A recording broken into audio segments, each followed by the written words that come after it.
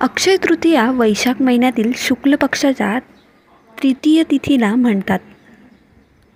पौराणिक कथेनुसार या दिवशी जे शुभ कार्य केले जाते त्याचे अक्षय फळ मिळते. यामुळेच तिला अक्षय तृतीया असे म्हणतात. पौराणामध्ये असे म्हटले आहे की अक्षय तृतीया खूप पुण्यदायी फळ देते. या दिवशी केलेल्या दान पुण्याविषयी असे म्हटले जाते की जे पुण्य काम या दिवशी केले जाते त्याचे फळ अक्षय मिळते. म्हणजे कितीतरी जन्मापर्यंत या गोष्टीचा लाभ मिळतो अशी मान्यता आहे की या दिवशी कोणतेही पंचांग न पाहता कोणतेही शुभकाम जसे की विवाह, गृहप्रवेश, नवीन कपडे, दागिने, घर, जमिनी खरेदी केले जाऊ शकतात. नवीन दुकानाची सुरुवात इत्यादी कामे केली जाऊ शकतात. पण प्रश्न हा आहे की अक्षय तृतीया का साजरी केली जाते? अक्षय तृतीयेचे काय महत्त्व आहे? अक्षय तृतीयेच्या खूप कथा प्रचलित आहेत. एका कथेनुसार प्राचीन काळामध्ये एक धर्मदास नावाचा वैश्य होता. त्याची सदाचार, देव आणि ब्राह्मणप्रती खूप श्रद्धा होती. या व्रताचे महात्म्य ऐकल्यानंतर त्याने हे पर्व आल्यावर गंगा नदीमध्ये स्नान करून विधीपूर्वक देवी देवतांची पूजा केली. व्रताच्या दिवशी सोनं, नवीन वस्त्र तसेच वस्तू ब्राह्मणांना दान दिल्या. अनेक रोगांनी ग्रस्त आणि म्हाताऱ्या झाल्यानंतर सुद्धा त्याने उपवास करून धर्म, कर्म आणि दान पुण्य केले.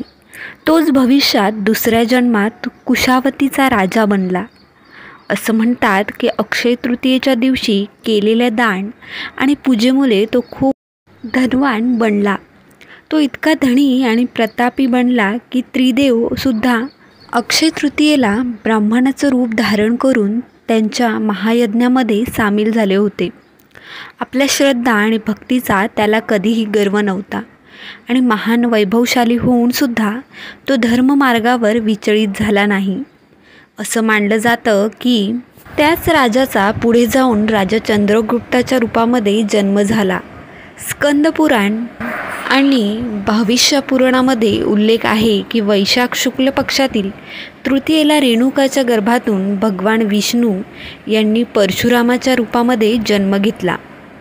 दक्षिण भारतामध्ये भगवान परशुराम यांच्या जन्मोत्सवाचे विशेष महत्त्व आहे. परशुराम जन्मोत्सव असल्यामुळे तिथे भगवान परशुराम यांची कथासुद्धा ऐकली जाते. या दिवशी भगवान परशुराम यांची पूजा करून त्यांना अर्घ देण्याचे खूप महत्त्व मानले आहे. सौभाग्यवती स्त्रिया आणि कुमारिका या दिवशी गौरी पूजा करून मिठाई, फळ, भिजलेले चणे वाटतात. गौरी पर्वताची पूजा करून मातीच्या कळसामध्ये जळ, फूल, फळे, तेल इत्यादी घेऊन दान करतात. मान्यतेनुसार याच दिवशी जन्माने ब्राह्मण आणि कर्माने क्षत्रिय भगवान परशुराम यांचा जन्म झाला होता.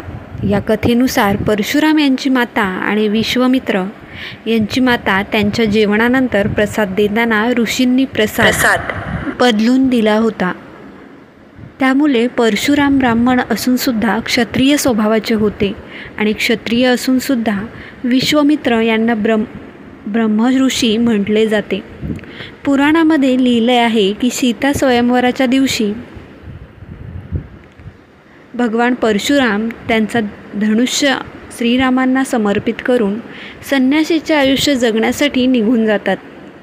अक्षय तृतीयेच्या दिवशी ब्रह्ममुहूर्तावर उठून समुद्र किंवा गंगा स्नान केल्यानंतर भगवान विष्णू यांची शांत मनाने विधीपूर्वक पूजा करण्याची प्रथा आहे. नैवेद्यामध्ये चण्याची डाळ अर्पण केली जाते. त्यानंतर फळ, फूल, भांडे तसेच वस्त्र यांचे दान केले जाते आणि ब्राह्मणांना दक्षिणा दिली जाते. ब्राह्मणाला जेवू घालणे कल्याणकारी समजले जाते.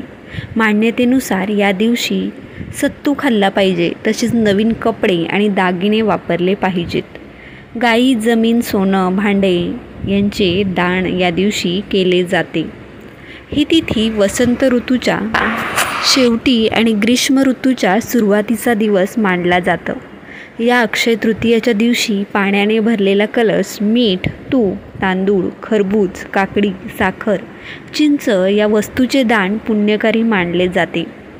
या दिवशी दान करण्यामागील विश्वास आहे की या दिवशी ज्या ज्या वस्तू आपण दान करू त्या वस्तू स्वर्ग किंवा पुढच्या जन्मामध्ये मिळतात. या दिवशी लक्ष्मीनारायणाची पूजा पांढरे कमळ किंवा पांढरे गुलाब किंवा पिवळ्या गुलाबाची केलीच पाहिजे. सगळ्या महिन्यांच्या तृतीयेला पांढऱ्या फुलांनी केलेली पूजा चांगली मानली आहे. अक्षय तृतीयेच्या दिवशी आपले चांगले वागणे आणि सद्गुणांनी दुसऱ्याचे घेतलेले आशीर्वाद अक्षय राहते. भगवान विष्णू आणि माता लक्ष्मी यांची पूजा विशेष फलदायी मानली आहे. या दिवशी केलेले सत्कर्म अक्षय राहते. भविष्य पुराणानुसार या तिथीची युगादी तिथीमध्ये गणना होते. सतयुग आणि त्रेतायुगाचा प्रारंभ याच तिथीला झाला होता.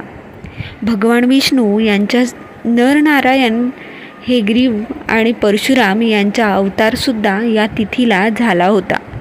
या दिवशी बद्रीनाथ यांची मूर्ती स्थापन करून पूजा केली जाते आणि लक्ष्मीनारायण यांचे दर्शन घेतले जाते. प्रसिद्ध तीर्थक्षेत्र बद्रीनारायण यांचे कपाटसुद्धा याच तिथीला पुन्हा उघडतात.